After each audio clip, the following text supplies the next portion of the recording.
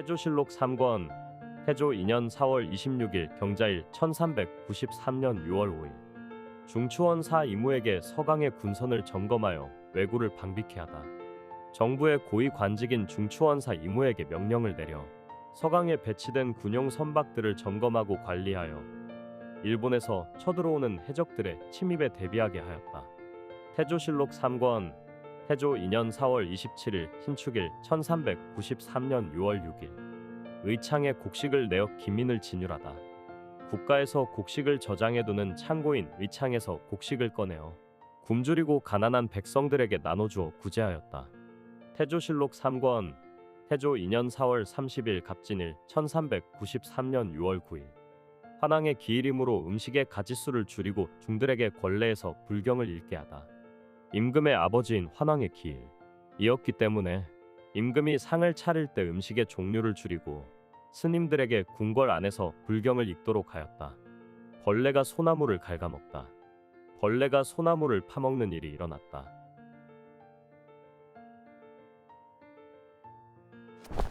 태조실록 3권 태조 2년 5월 1일 을사일 1393년 6월 10일 화원을 수리하다. 임금이 명령을 내려 화원, 즉 궁궐에 딸린 정원이나 꽃밭을 정비하고 수리하게 하였다. 태조실록 3권 태조 2년 5월 2일 병오일 1393년 6월 11일 청심정에서 척석희를 구경하다. 임금이 청심정이라는 정자에 올라가서 사람들이 돌을 던져 승부를 겨루는 척석희라는 놀이를 구경하였다. 태조실록 3권 태조 2년 5월 3일 정미일 1393년 6월 12일 박안신 등 99명의 감시 합격자를 발표하다. 감시의 합격자 명단을 궁궐 어전에 있는 발에 내걸었다. 예전에 성균관 대사성이었던 유경이 이 시험을 주관하여 박안신을 비롯한 99명을 뽑았고 임금이 그 외에 3명을 특별히 더 뽑았는데 이를 전시해서 복시로 뽑은 사람이라는 뜻에서 전시복이라고 하였다. 유정연의 두 아들이 감시에 합격하였기 때문에 유정연의 직첩을 돌려주다. 임금이 명령을 내려 유정연의 관직을 증명하는 문서인 직첩을 다시 돌려주게 하였는데 이는 그의 아들인 유의와 유장이 모두 관리 채용 시험인 감시에 합격했기 때문이었다. 태조실록 3권 태조 2년 5월 4일 무신일 1393년 6월 13일 박영충을 강화 절제사로 이승원을 교동 절제사로 임명하다. 박영충을 강화 지역을 맡아 군사와 행정을 책임지는 강화 절제사로 임명하고 이승원을 교동 지역을 관할하는 교동 절제사로 임명하였다. 태조실록 3권 태조 2년 5월 7일 신해일 1393년 6월 16일 탄환부라 등에게 저포와 마포를 하사하다. 임금이 탈환부라에게 저포와 마포를 하사하고 그를 따라온 사람들에게도 똑같이 나누어 주도록 하였다. 박영충의 농장에 은닉한 양민을 충군시킨 죽주 간무 박부가 원한을 사 귀양가다. 죽주의 관리인 간무 박부에게 곤장을 치고 축산이라는 곳으로 귀양을 보냈다. 그 일의 처음은 이랬다. 고위 관리인 동지중추원사 박영충의 농장이 죽주에 있었는데 박부가 그곳에서 몰래 숨겨져 있던 양민 4명을 찾아내어 군대에 보내는 것으로 충당했다. 이 일로 인해 박영충이 박부를 원망하게 되었다. 그 후 새로 수도를 건설한 뒤 공사를 마치고 돌아오는 길에 죽주에 들르게 되었고 박부가 공적인 복장을 입지 않고 맞이하자 박영충이 그를 꾸짖고는 직접 임금에게 와서 이 일을 호소한 것이다. 왜구에 의해 만호 최용유의 부자가 죽었다는 소식을 듣고 연해에 방비를 엄하게 명하다. 왜구의 배 13척이 고만량에 침입해왔고 그 지역을 지키던 군 지휘관인 만호 최용유가 두 아들과 함께 끝까지 싸우다 모두 전사하였다. 그 과정에서 왜구는 배 5척을 빼앗아갔다. 임금은 최용유가 전사했다는 소식을 듣고 탄식하며 말하였다. 지금 나라가 가장 걱정하는 일은 바로 왜적이다. 그러면서 해안 지역의 진과 수비를 더욱 철저히 하도록 명령하였다. 세자전에 양청 짓는 공사를 중지케 하다. 임금이 세자전 안에 짓고 있던 양청, 즉 더위를 피할 수 있는 시원한 공간에 공사를 중단하라고 명령하였다. 그보다 앞서 세자가 신하들에게 이렇게 말한 적이 있었다. 내 거처가 너무 낮고 좁아 더위를 견디기 힘들다. 이 말을 들은 도평의사사는 성공감에 명하여 작고 간단한 양청을 짓도록 했던 것이다. 이 사실을 알게 된 임금은 도승지 이직에게 이렇게 말했다. 요즘 공사를 자주 하게 되지만 사실 다 어쩔 수 없이 하는 일이다. 내가 공사를 즐겨서 하겠는가? 세자에게는 굳이 양청이 없어도 된다. 공신자제가 세자에게 시약하면서 폐단을 일으키자 직숙만 하도록 명하다. 임금이 말하였다. 전에 공을 세운 신하들의 자제들을 세자의 곁에서 함께 공부하도록 하였더니 나이가 어린 그 무리들이 제대로 책을 읽고 배우는데 힘쓰지 않고 오히려 세자의 환심을 사려는 데에만 몰두하는 폐단이 생겼다. 이제부터는 이들을 세자와 함께 공부하게 하지 말고 교대로 세자의 곁에서 숙직만 하게 하라. 태조실록 3권 태조 2년 5월 8일 임자일 1393년 6월 17일 외적이 아영포에 침구하여 군선 한 척을 빼앗아가다. 외적이 전라도 아영포에 침입하여 군사용 배 한 척을 빼앗아갔다. 중추원사 이무에게 강화의 병선을 점구하고 연해에 정박한 외적을 잡게 하다. 임금이 중추원사 이무에게 명령을 내려 강화에 있는 군함들을 점검하게 하고 해안의 중요한 지점에 배를 정박시켜 정박해 있는 외적을 잡도록 하였다. 태조실록 3권 태조 2년 5월 10일 갑인일 1393년 6월 19일 의비의 3대 조상을 추증하다. 임금이 의비의 3대 조상에게 자기를 추증하였다. 그의 아버지 최한기는 생전에 벼슬이 없었지만 이번에 특별히 영흥부원군이라는 높은 자기를 내리고 이름 앞에는 덕을 쌓고 의를 지키며 위엄을 펼쳐 나라를 보좌하고 협력한 공신이라는 칭호를 붙였다. 또한 특진 보국 숙록 대부, 즉 나라를 도운 높은 신하에게 주는 최고의 관직을 부여하였고 문화부사, 도평의사사, 판사, 상서사사, 판사 등의 관직을 겸하도록 하여 영흥백으로 삼았다. 어머니인 이씨는 홍원군부인이라는 자기를 주고 조선국대부인으로 높였다. 할아버지인 최종대는 원래 좌우위의 보승 중랑장이라는 군직을 지냈는데 성실하고 검소하며 절개 있고 정의로우며 나라를 위해 힘쓴 공신이라는 칭호와 함께 그 역시 특진 보국 숙록 대부, 문화 좌시중, 도평의사사 판사, 이조 담당 관직을 주고 영흥백으로 추증하였다. 할머니 김씨는 화산군부인으로 삼고 역시 조선국대부인으로 높였다. 증조 할아버지 최천보는 본래 호장이었는데 나라의 위엄을 펼치고 번영을 도우며 나라를 이롭게 하고 화합을 이끌며 정치에 보좌한 공신이라는 칭호를 받고 문화부사, 도평의사사, 판사, 상서사사, 판사를 겸한 영흥백으로 추증되었다. 증조 할머니 김씨 역시 조선국대부인으로 삼았다. 태조실록 3권 태조 2년 5월 11일 을묘일 1393년 6월 20일 종묘와 산천의 신에게 기호하다. 임금이 종묘와 여러 산과 강이 신에게 가뭄을 해소해 달라고 비를 내려달라고 기원하였다. 타남부라가 경사로 돌아가다. 타람부라가 중국의 수도인 경사로 돌아갔다. 태조실록 3권 태조 2년 5월 13일 정사일 1393년 6월 22일 3일 동안 비가 내리다. 비로소 3일 동안 비가 내렸다. 태조실록 3권 태조 2년 5월 14일 모일 1393년 6월 23일 외적이 교동에 침구하다. 외적이 교동 지역에 침입하였다. 태조실록 3권 태조 2년 5월 16일 경신일 1393년 6월 25일 오랑압 사람에게 의복을 하사하다. 오랑압 출신 사람 5명에게 각각 옷 한 벌씩을 하사하였다. 태조실록 3권 태조 2년 5월 17일 신유일 1393년 6월 26일 오량압 궁부대에게 동량 등처 상만호를 제수하다. 중추원에서 임금의 명을 받들어 오량압 출신의 궁부대를 동량 등 여러 지역을 관할하는 상만호로 임명하고 관직을 증명하는 문서인 직첩을 내리며 이렇게 말하였다. 모든 일을 공정하고 성실하게 처리하고 해이해지지 않도록 하라. 태조실록 3권 태조 2년 5월 18일 임술일 1393년 6월 27일 양광도 알렴사 조박과 가뭄에 대해 이야기하며 사임하고자 했으나 윤호하지 않다. 양광도 알렴사 조박이 궁궐로 들어와 조회하니 임금이 물었다.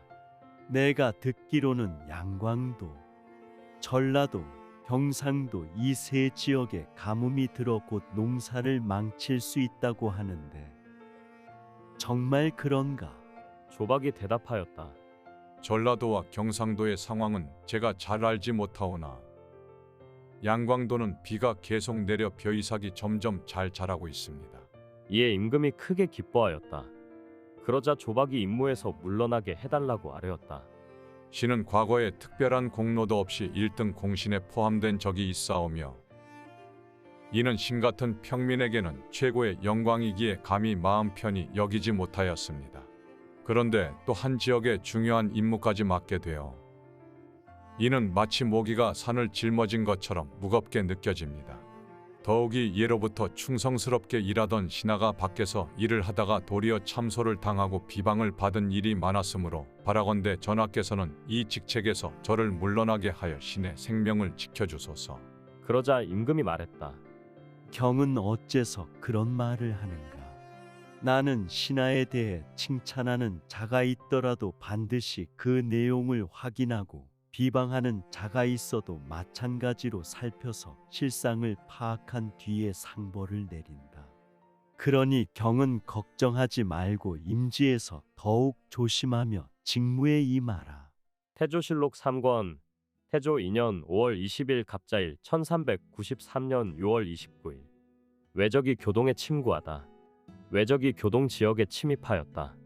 태조실록 3권 태조 2년 5월 21일 을축일 1393년 6월 30일 이화 등 여러 절제사를 보내 외적을 격퇴시키다.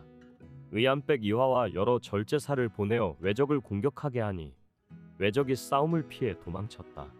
태조실록 3권 태조 2년 5월 23일 정묘일 1393년 7월 2일 흠차 내사 황영기 등이 조선의 국왕을 위협하는 조서를 가지고 오다. 황제의 특별 사신인 흠차 내사 황영기와 최연 등이 황제의 친필 조서를 들고 조선에 도착하자 임금은 모든 신하들과 함께 선유문 밖까지 나가 그들을 맞이하고 수창궁까지 안내하여 조서를 듣고 예를 갖추어 절차를 진행하였다. 조서의 내용은 다음과 같았다. 1. 절동과 절서 지방의 백성 중 일부가 조선 왕을 위해 정보를 보고했다 하여 수십 가구가 처형되었으며 조선의 산천신이 어찌 그로 인해 백성에게 재앙이 미칠 줄 몰랐겠는가. 이것이 첫 번째 분란의 원인이다. 2. 조선이 포백과 금은을 가지고 요동에 사람을 보내 예를 차린다며 거짓으로 행동했지만 실제로는 국경에 장수를 꿰려는 속셈이었으니 이것이 두 번째 분란의 원인이다. 3. 몰래 사람을 보내 여진족을 꿰어 가족 500여 명을 데리고 압록강을 건넜으니 이보다 더 큰 죄가 없다. 이것이 세 번째 분란의 원인이다. 4. 스스로는 신하라 부르고 조공한다고 하면서도 말을 가져올 때마다 말을 기르는 자에게 먼저 타보게 하는데 말들은 모두 지치고 느린 것들이었다. 이는 명백히 조정을 우롱한 것이다. 5. 조선이라는 국호를 쓰고자 조서를 청했을 때는 허락하였고 조선이라는 이름으로 후계 국가가 되게 하였는데 사신이 돌아간 뒤 소식도 없이 도리어 분란을 일으켰다. 이것이 두 번째 모욕이다. 그리고 다음과 같이 경고하였다. 나는 원나라 말기부터 시작된 중원의 혼란과 병난을 수습하고 평정을 이루었으며 오랑캐들과 먼 섬나라들까지 모두 조공하게 만들었다. 그러나 최근 조선에서는 나라 안에 반역자들이 생겨 무리를 일으켰고 올해 봄에 이들을 사로잡아 멸족시켰다. 이제 나는 전쟁에 칼을 농기구로 바꾸고 병사들을 쉬게 하여 태평을 이루려 하는데 어찌하여 그대 조선이 또 전쟁을 일으키는가? 나는 상제에게 이 사정을 밝히고 장수에게 명하여 동방을 정벌하게 할 것이다. 만약 조선이 이미 끌어간 여진 사람들을 모두 돌려보낸다면 내 군대는 국경을 넘지 않을 것이다. 임금은 예를 마친 뒤 이들을 위해 궁궐 안에서 잔치를 베풀었으며 이들 사신 두 사람은 모두 본래 조선 사람 출신이었다. 판내시 무사 김사행이 상의원 소속으로 탄로된 서북면 사람을 점거하자고 청했으나 윤허치 않다. 판내시 무사 김사행이 아뢰었다. 상의원에 소속되어 있으나 서북면에 거주하는 사람들이 대부분 누락되어 있으니 본원이 사람을 영마로 보내 앞서가서 그들을 자세히 조사하게 하소서. 그러자 임금이 말하였다. 그것은 내장에 속한 일로 국가에 급한 사무는 아니다. 예전부터 이런 식으로 사람을 보내는 일에는 여러 폐단이 있었음을 들은 바 있는데 어찌 역마까지 동원하여 민폐를 끼치겠는가. 김사행이 두세 번 더 간청하였으나 임금은 끝내 허락하지 않았다. 태조실록 3권 태조 2년 5월 24일 무진일 1393년 7월 3일 청심정에서 내사에게 잔치를 베풀다. 임금이 청심정이라는 정자에서 내사에게 잔치를 베풀었다.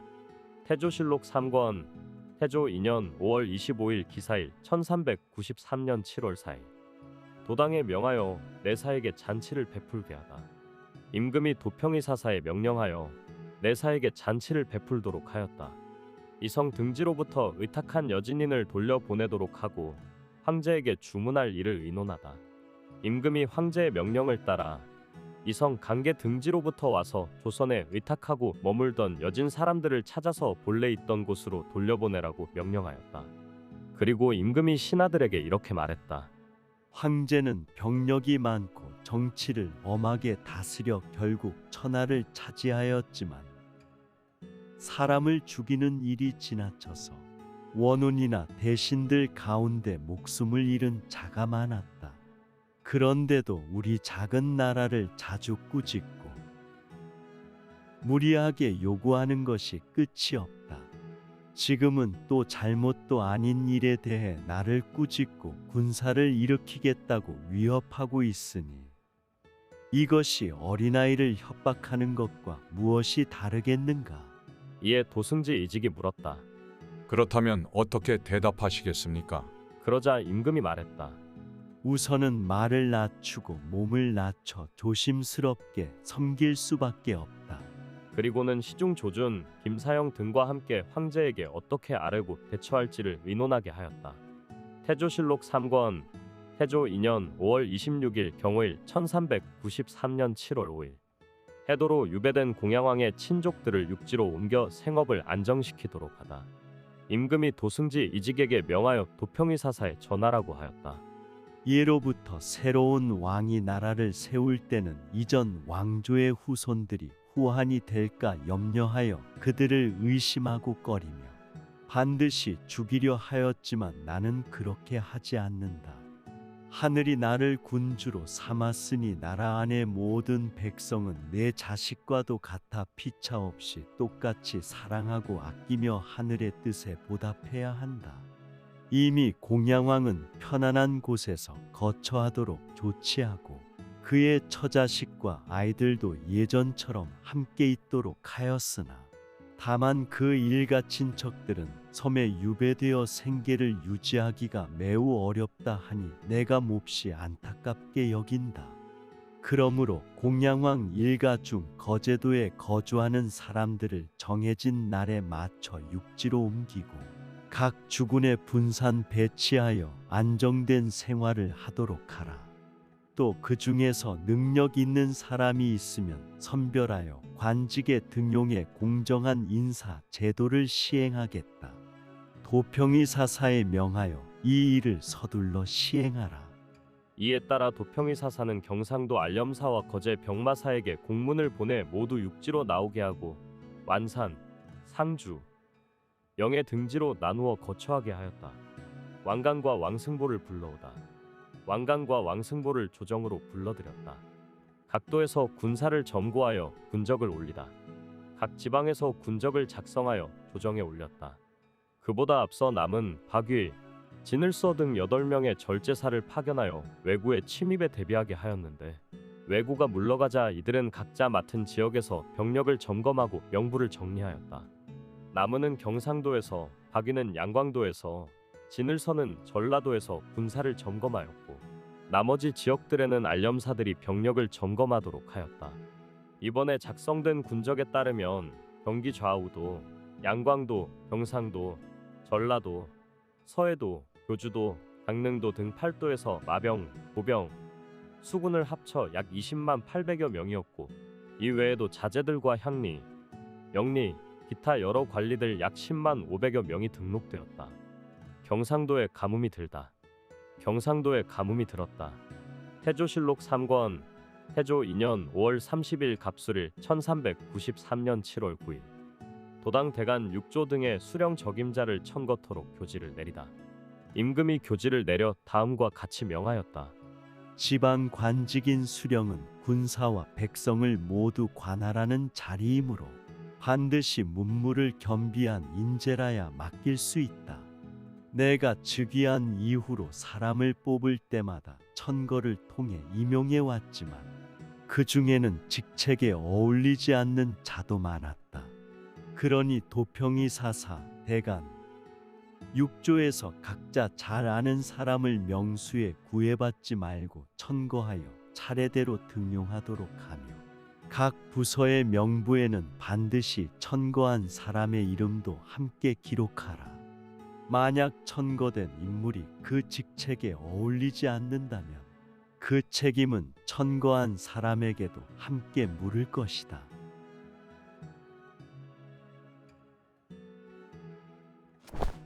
태조실록 3권 태조 2년 6월 1일 의뢰일 1393년 7월 10일 황제가 힐문한 조목에 대해 답사하는 표문. 중추원 학사 남제를 보내어 중국 수도에 표문을 올리게 하였다. 황제의 계명은 성실하고 분명히 보여주셨고 천자의 위엄은 지척에 있는 듯하여 깊이 두려워하며 사정을 아랩니다. 삼가 생각건대 신은 어리석고 못난 자질로 먼 변방에 살고 있으나 성현의 가르침을 조금이나마 들은 바 있어 중화를 마땅히 높여야 함을 알고 있습니다.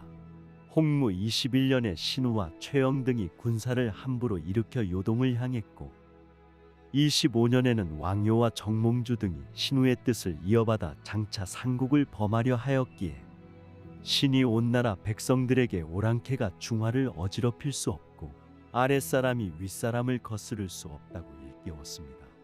이에 사람들이 모두 그릇됨과 바른 길을 알게 되었고 저들 스스로도 죄를 자백하였으니 이는 하늘만 아는 바가 아니라 황제께서도 밝게 살피신 바입니다. 여러 차례 윤허를 내려주셨기에 신은 항상 그 은혜에 보답하려는 마음을 가지고 해마다 예를 갖추어 조공을 게을리하지 않았습니다. 지금 삼가 수조를 받들어 보니 한 항목의 절동과 절서의 백성 중 불량한 무리가 그대를 위해 보고했다 하셨고 한 항목의 사람을 보내어 요동에 이르러 포백과 금은을 바치며 거짓으로 예를 차린 것은 변방 장수를 꾀려는 것이다 하셨고 또 한 항목의 은밀히 사람을 보내 여진을 꾀어 가설 500여 명을 데리고 압록강을 몰래 건넜다 하셨고 또 한 항목의 입으로는 신하라 하면서 조공한다고 하면서도 매번 말을 바칠 때 말 기르는 자로 하여금 골라보게 하니 말은 모두 느리고 피로한 것들 뿐이다 하셨고 또 한 항목의 국호를 고치는 일은 조서를 받아 허락했는데도 조선이라 정하고 후손이 되게 하였으나 사자가 돌아간 뒤 소식이 없다 하셨습니다. 이는 왕요가 스스로 분란을 일으킨 것이며 백성들 또한 그의 행위를 옳지 않게 여겨 그를 집으로 돌려보내 생명을 보전하게 하였고 처자와는 예전처럼 한 곳에서 살게 하였으며 봉양 또한 평상시와 다름없었습니다. 왕요가 비록 어둡고 어리석다 해도 어찌 스스로 반성하지 않겠습니까?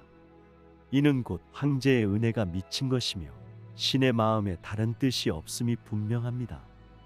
절동 절서의 백성이 서로 정보를 보고한 일은 본래 없었고 더구나 왕씨가 있었던 시절의 상황이 신과 무슨 관계가 있겠습니까?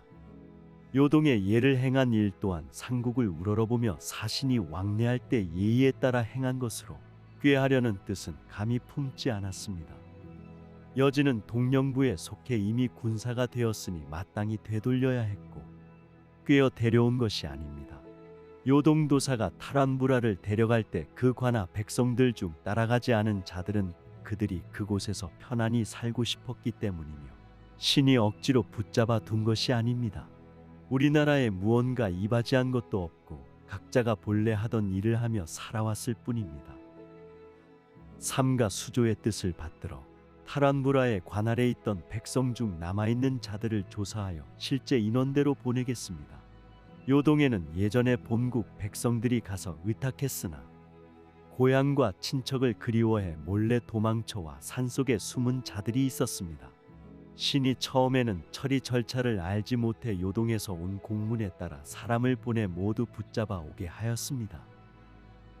생각하건대 그들이 비록 작은 나라 출신이라 해도 관군의 명부에 오른 자들은 머물게 할 수 없다고 여겨 일찍이 돌려보냈으며, 아직 붙잡지 못한 자들은 여진인지 고려인인지 확실치 않지만 도망친 병사와 관련이 있으니 지금 다시 사람을 보내 널리 수색하여 정한 날짜에 따라 돌려보내겠습니다. 공마가 좋지 않다는 말씀은 본래 우리 땅의 특성 때문이며, 정해진 수를 갖추어 보냈으나 느리고 약한 말이 섞였을 수도 있습니다. 조서의 고려가 전쟁에 재앙을 일으키는데 급급하다 하셨으니 이 말은 신에게 매우 두렵고 송구한 일입니다. 신이 비록 어리석고 못났으나 제정신을 잃을 정도로 미친 자는 아닙니다. 황제의 은혜를 받으면서도 그 덕을 두려워하고 남의 허물을 꾸짖으면서도 그 허물을 본받는 일은 결코 사람의 도리가 아닙니다. 신이 만약 황제를 속이려 했다면 하늘이 반드시 살펴보실 것입니다. 삼가 생각하건대 신은 미약한 몸으로 죽음을 무릅쓰고 먼저 대의를 세워 혼란의 근원을 끊고자 하였으니 이것은 오직 대국을 섬기려는 충심에서 비롯된 것이며, 그로 인해 많은 소인들의 원망을 받았습니다. 예전에 윤희, 이초 등이 몰래 조정에 들어가 신을 헐뜯었지만 다행히 황제의 깊은 통찰로 신의 진심을 알아주셨습니다. 이미 황제의 높은 은덕을 의지하고 있으니 다시 참소가 있다 해도 두렵지 않았으나 그 거짓말이 황제의 귀에까지 들어간 줄은 생각지 못하였습니다. 신은 항상 조공하는데 온 힘을 다하였는데 어찌 감히 황제를 업신여기고 분란을 일으키겠습니까? 하늘이 꾸짖으시니 땅에서도 머물 수 없게 되었습니다. 삼가 바라건대 황제 폐하께서 해와 달처럼 밝은 총명과 하늘과 땅처럼 넓은 도량으로 거짓 참소에 속지 않으시고 신이 한결같은 충심을 가지고 있음을 가엾게 여겨 특별히 은혜를 내려 먼 나라의 풍속을 안정시켜 주신다면 신은 신하의 절개를 처음과 끝이 한결같이 지키며 황제의 만수무강을 두 배로 빌겠습니다. 태조실록 3권 태조 2년 6월 2일 병자일 1393년 7월 11일 갑자기 찬바람이 불다. 찬바람이 갑자기 불어왔다. 태조실록 3권 태조 2년 6월 3일 정축일 1393년 7월 12일 화원에 거둥하여 팔각전을 수리케 하다. 임금이 화원으로 행차하여 환자김 사행에게 팔각전을 수리하도록 명하였다. 주문사 남제에게 의복과 술을 내리다. 장군 남지를 보내어 중국에 표문을 올리고 돌아온 사신인 주문사 남제에게 의복과 술을 하사하게 하였다. 태조실록 3권 태조 2년 6월 6일 경진일 139년 7월 15일 요동 도지휘사사를 통해 공마 1만 마리 비용을 지불하는 내용의 예부 자문이 오다. 요동 도지휘사사에서 천호 고활알추를 보내어 예부에서 작성한 자문을 가지고 왔다. 홍무 26년 2월 28일 예부 소속 관리인 의부주사 계임 등은 요동 도사를 통해 실질적으로 수납되고 통과된 고려의 말수를 봉천문에 도착시키고 황제의 명령에 따라 예부에서 그 수량에 따라 저사와 면포를 준비하여 관원을 시켜 운반하게 하고 그에 상응하는 비용을 지급하였다. 이에 따라 이번에도 말값으로 단과 포를 준비하여 지휘동지 왕래 등을 보내어 운반하게 하였으며 수납된 말의 실제 수는 9,880필이다. 따라서 저사 9,880필, 면포 9,880필로 합계 19,760필을 실어보냈다. 장사길과 곽충보에게 문하연 등지에 침입한 왜구를 공격토록 하다. 왜적이 문하연과 영령연 두 지역에 침입하자 영안군과 동지중추원사 장사길, 상위중추원사 곽충보를 보내어 이들을 공격하게 하였다. 태조실록 3권 태조 2년 6월 7일 신사일 1393년 7월 16일 좌산기 상시 안경검이 화원의 공사를 중지토록 청하니 종사의 안위 외의 일을 아뢰지 말도록 명하다. 고위 관료인 좌산기 상시 안경검 등 여러 신하들이 임금에게 궁궐 정원에서 진행 중인 공사를 중단해 달라고 아뢰었다. 이에 임금이 말하였다. 간언하는 신하들이 임금이 궁궐 밖으로 나가지도 못하게 하려는 것이냐. 이 화원은 원래 고려 왕조 때 만든 것이고 나는 그저 깨끗이 정비해서 나중에 한가할 때 둘러보려고 하는 것인데 그것이 꼭 잘못된 일이란 말인가. 그러고는 좌습류라는 벼슬을 맡은 관리 왕비를 불러 명령하였다. 지금부터는 종묘와 사직, 즉 국가와 왕실의 안위에 직접 관련된 일이 아니면 더 이상 임금에게 일일이 아뢰지 말라. 태조실록 3권 태조 2년 6월 10일 갑신일 1393년 7월 19일 고활 활출이 돌아가다 요동 도지휘사사에서 파견되어 예부의 자문을 전달하러 왔던 천호 고활 활출이 사명을 마치고 본국으로 돌아갔다. 지중추원사 조임을 정효위에 보내 말값을 받아오게 하다. 고위 관직자인 지중추원사 조임을 정효위에 보내어 조선에서 조공으로 바친 말에 대한 대가를 받아오게 하였다. 태조실록 3권 태조 2년 6월 13일 정해일 1393년 7월 22일 지공거 조준 등이 선발한 윤정 등 33인에게 전시를 치러 송계신을 1등으로 뽑다. 임금이 보평전에서 직접 앉아 과거 시험을 주관하는 책임자인 지공거 조준과 동지공거 김주가 청거한 윤정 등 33명을 대상으로 최종 시험인 전시를 치렀다. 그 결과 송계신을 1등으로 선발하였다. 태조실록 3권 태조 2년 6월 14일 무자일 1393년 7월 23일 현비의 생신이므로 차명과 교영 이하의 죄수를 용서하다. 왕비인 현비의 생일을 맞이하여 차명과 교영 이하의 죄를 지은 죄수들을 특별히 사면하였다. 태조실록 3권 태조 2년 6월 16일 경인일 1393년 7월 25일 섬나곡국에서 소목 속향 토인을 바치다. 섬나곡국에서 그 나라 관리인 내라는 사람과 장사도 등 20명을 조선에 보내어 붉은 물감 재료로 쓰이는 소목 1,000근, 향료인 속향 1,000근, 토인 2명을 바쳤다. 이에 임금은 그 두 사람으로 하여금 궁궐 문을 지키는 일을 하게 하였다. 일본 일기도의 중건철이 포로 200여 인을 돌려보내고 박물을 바치다. 일본의 일기도에서 온 승력 건철이 사람을 보내 예전에 일본에 끌려갔던 조선인 남녀 200여 명을 돌려보냈다. 그와 함께 박물을 바치며 다음과 같이 전하였다. 먼 곳에서 정성을 다해 예를 올립니다. 태조실록 3권 태조 2년 6월 17일 신묘일 1393년 7월 26일 성절을 할애하고 말값을 보내준 것을 살해하는 표문을 보내다. 판삼사사 윤호를 중국에 보내 황제의 생신인 성절을 축하하게 하고 참지문화부사 김입견을 따로 보내 황제가 조선에 말값을 보내준 데 대해 감사 인사를 표하도록 하였다. 그때 황제에게 올린 표문의 내용은 다음과 같았다. 황제께서 절차에 따라 보내신 예부의 자문을 정사인 건양이 지휘동지 왕래 등 관리들이 가지고 왔사온데 신은 황제 폐하께서 보내주신 말 값에 깊이 감격하여 온 백성들과 함께 그 은혜를 잊지 못하고 있습니다. 그 은혜가 이미 지극하거늘 보내주신 값까지 너무도 넉넉하여 이를 받아 돌아오는 길에 감동을 금치 못하였습니다. 삼가 돌이켜 생각하건대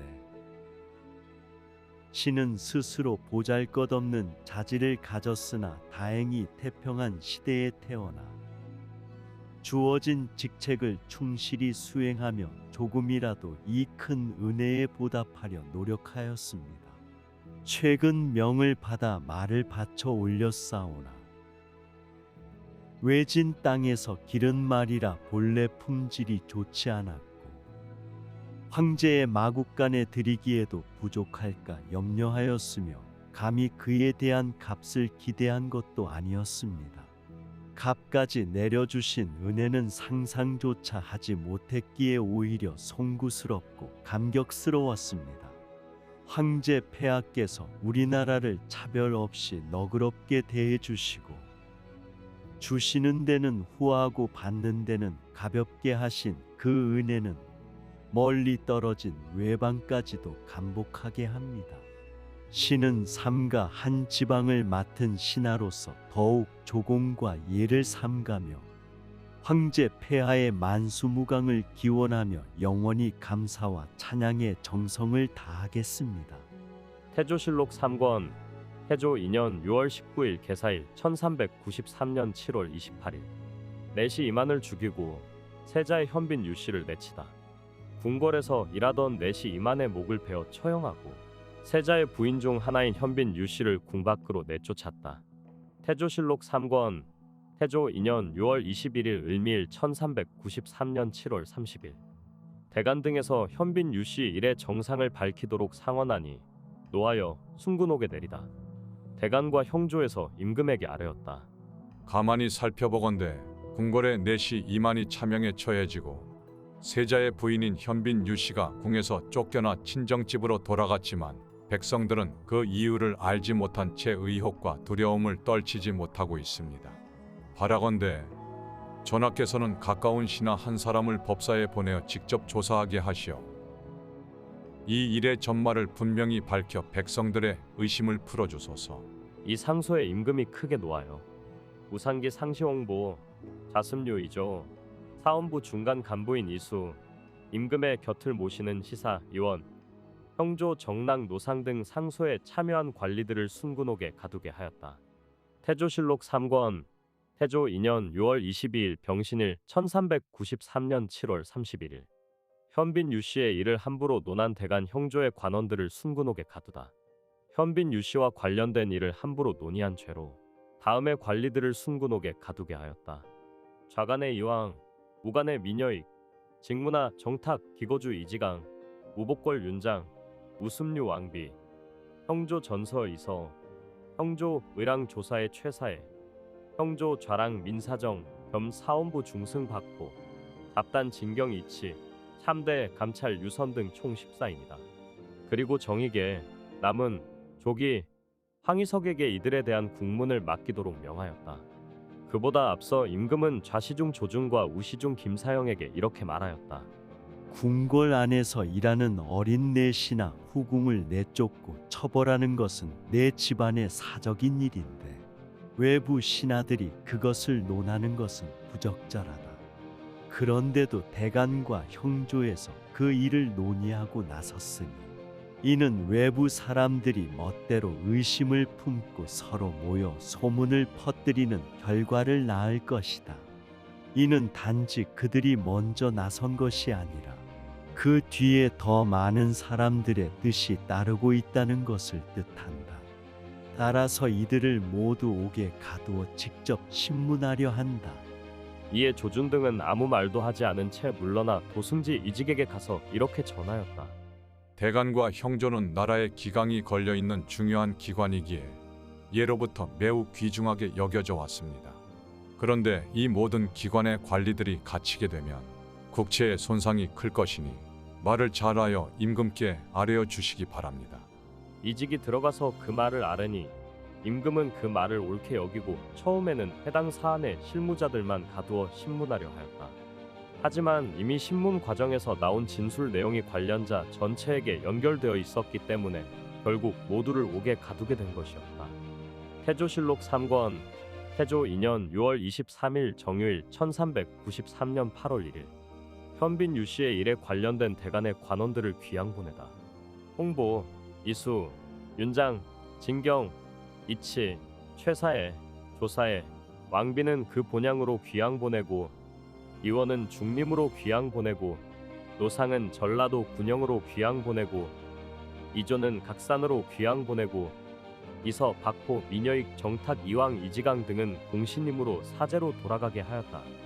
태조실록 3권 태조 2년 6월 24일 무술일 1393년 8월 2일 성균관에서 생원시를 보아 윤상신 등 132명을 선발하다.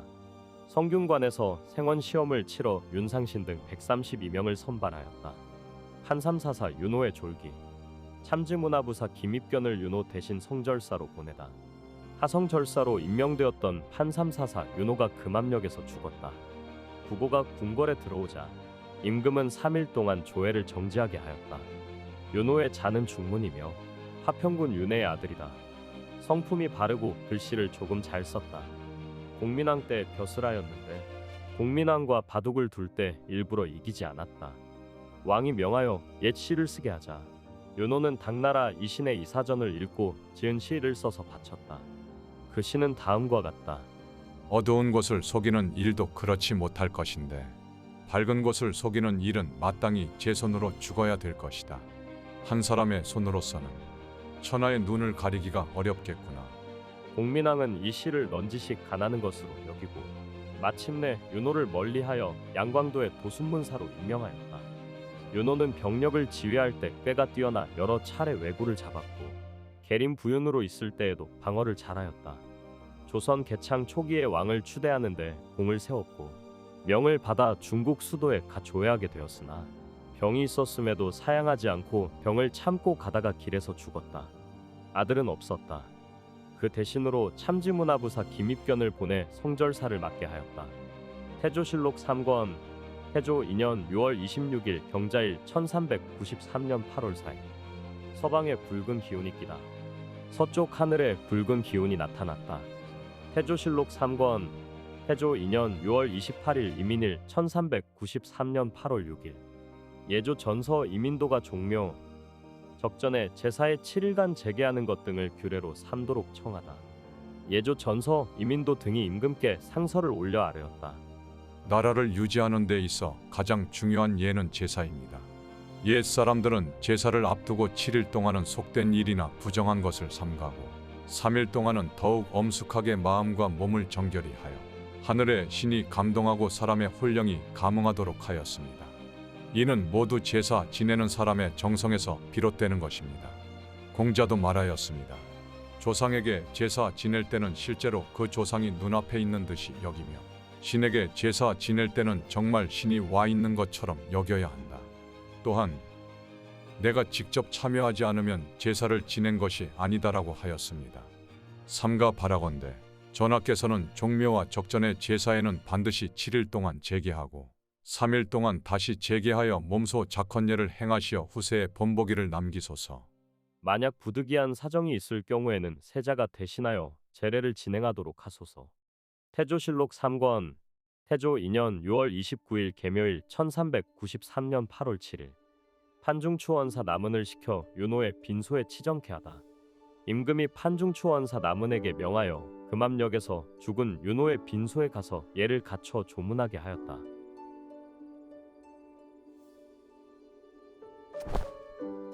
태조실록 4권 태조 2년 7월 1일 갑진일 1393년 8월 8일 일식이 있자 임금이 해질 무렵까지 소복을 입다. 일식이 실제로는 보이지 않았다. 처음에 일관이 임금께 아뢰었다. 오늘 해가 질 무렵에 일식이 있을 것입니다.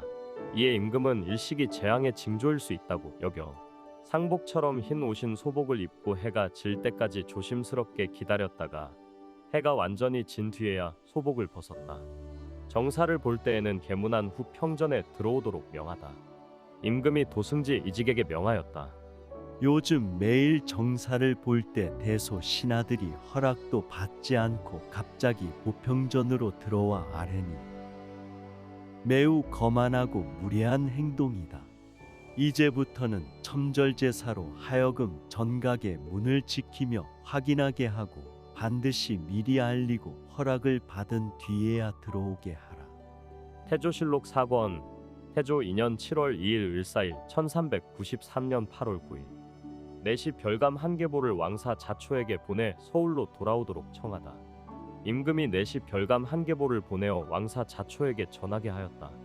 이미 왕실에 스승인 왕사로 책봉되었으니 더는 깊은 산속에 은거해서는 안 됩니다. 속히 서울로 돌아오십시오. 서북면 도순문사 조원에게 의주도의 군적을 고쳐서 정리하도록 명하다. 임금이 서북면 도순문사 조원에게 명하여 의주도의 군적, 즉 군사 명부를 바로잡고 체계적으로 정비하게 하였다.